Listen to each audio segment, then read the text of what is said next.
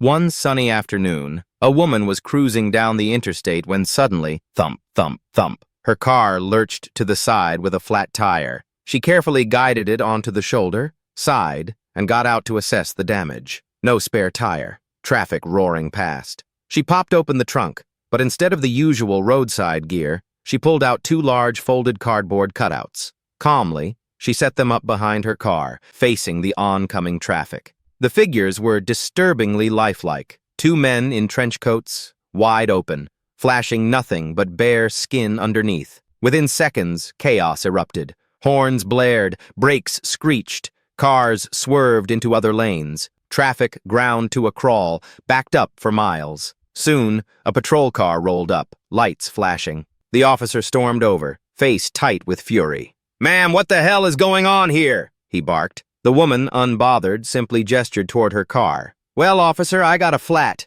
His face turned red. "And what about those?" He jabbed a finger at the two obscene cardboard men that had turned the interstate into a circus. "Why would you put something like that on the road?" She smiled sweetly. "Oh, those? They're my emergency flashers." An elderly man walked into a pharmacy and asked the young female clerk, "Miss, do you sell Viagra here?" She smiled politely. "Yes, sir, we do. Do you have a prescription?" He leaned closer and whispered, "No prescription. But can I buy just one pill?" Trying not to laugh, she nodded. "Of course, one pill is fine. That'll be $20. The old man paid, then leaned in again and said, "Actually, better make it 2 pills. The clerk raised an eyebrow. "Oh, big night planned?" He winked. "Not exactly. One's for tonight, the other's so I don't pee on my shoes."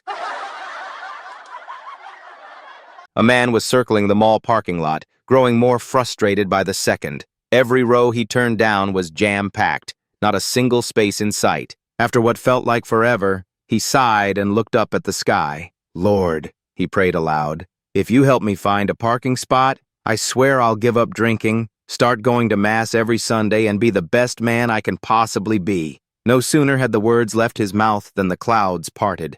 A brilliant beam of sunlight shone down, perfectly illuminating an empty space just a few feet away. The man's eyes went wide. He swerved in, parked, and looked skyward again. "Never mind, Lord," he said casually, unbuckling his seatbelt. "Found one myself." Two blondes walked out of a restaurant, laughing and chatting, when one suddenly froze. "Oh no!" she gasped, pointing at their car. "We locked the keys inside." Both rushed over, peering through the window at the keys sitting mockingly on the front seat. "What are we gonna do?" the first blonde groaned. "Should we get a coat hanger and try to pick the lock?" The second shook her head. "No way. People will think we're trying to steal the car." The first thought for a moment. "Okay, what if we grab a knife and cut the rubber around the window to pop the lock?" "Are you crazy?" the second snapped.